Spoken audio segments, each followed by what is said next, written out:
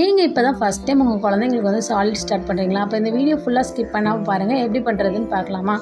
ராகி கூழ் வந்து over night நல்லா வாஷ் பண்ணி ஊற வச்ச ராகியை எடுத்துகிட்டு அது நல்லா மிக்ஸி ஜாரில் போட்டு நைஸாக அரைச்சிக்கணும். அதில் இருக்க மில்க்லாம் நான் எக்ஸ்ட்ராக்ட் பண்ணி ஒரு பாத்திரத்தில் எடுத்து வச்சுருக்கேன். பெரிய குழந்தைங்களுக்கு அப்படின்றனா அரிப்பில் எடுத்துக்கலாம். இல்லை சின்ன குழந்தைங்களுக்கு அப்படின்னா வந்து துணி வச்சு ஃபில்டர் பண்ணி எடுத்துக்கணும். அதில் உள்ள சக்கையெல்லாம் பார்த்தீங்களா எவ்வளோ வருது அப்படின்னு சொல்லிட்டு. இந்த மாதிரி கடையில் வாங்குறதுலாம் வந்து அப்படியே டேரெக்டாக யூஸ் பண்ணும்போது இவ்வளோ சக்கையோடு தான் குடிக்கிற மாதிரி இருக்குதுனால அது டேஸ்ட்டு கொஞ்சம் கம்மியாக தான் இருக்கிற மாதிரி இருக்குது. நம்ம இந்த மாதிரி ஃப்ரெஷ்ஷாக மில்லட்டை அரைச்சி சேர்க்கும்போது இன்னும் நல்லா டேஸ்ட்டு நல்லா இருக்க மாதிரி இருக்குது. கண்டிப்பாக இந்த மாதிரி உங்கள் வீட்டில் உள்ள கிட்ஸுக்கும் வந்து செஞ்சு கொடுங்க. நம்ம எடுத்து வச்ச மில்க்கு தேவையான தண்ணி சேர்த்து நல்லா கண்டினியூஸாக மிக்ஸ் பண்ணிகிட்டே இருக்கணும். அது கொஞ்சம் கொஞ்சமாக திக்னஸ் ஆகிறது நம்மளுக்கு டிஃப்ரென்ஸ் வந்து கண்டினியூஸாக தெரியும். அது ரெடி ஆனதுக்கப்புறம் அதில் தேவையான அளவுக்கு இனிப்பு சேர்த்துக்கலாம்.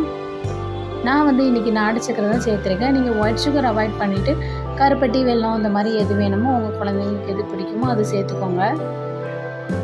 அது சேர்த்து நல்லா வந்து நாட்டு சக்கரை இந்த கூழோடு மிக்ஸ் ஆகிற அளவுக்கு மிக்ஸ் பண்ணி விட்டுக்கோங்க. நல்லா மிக்ஸ் ஆனதுக்கப்புறம் இதில் வந்து ஒரு கிளாஸ் அளவுக்கு வந்து நான் பசும்பால் சேர்த்துருக்கேன். சின்ன குழந்தைங்களுக்கு அப்படின்னா வந்து பசும்பால் சேர்க்காமல் அதுக்கு முன்னாடி உள்ள ஸ்டெப் வரைக்கும் போதும் இனிப்போடு சேர்த்ததோடு அப்படியே கொடுத்துக்கலாம். பெரிய குழந்தைங்களுக்கு அப்படின்னா வந்து ஒரு கிளாஸ் அளவுக்கு பால் சேர்த்துட்டு அப்புறம் நான் ஒரு 10 பாதாம் வந்து ஊற வச்சு துருவி எடுத்து வச்சுருக்கேன். அதையும் ஆட் பண்ணியிருக்கேன். இதுக்கு பதிலாக உங்கள்கிட்ட தேங்காய் இருந்ததுன்னா கூட ஆட் பண்ணிக்கலாம்.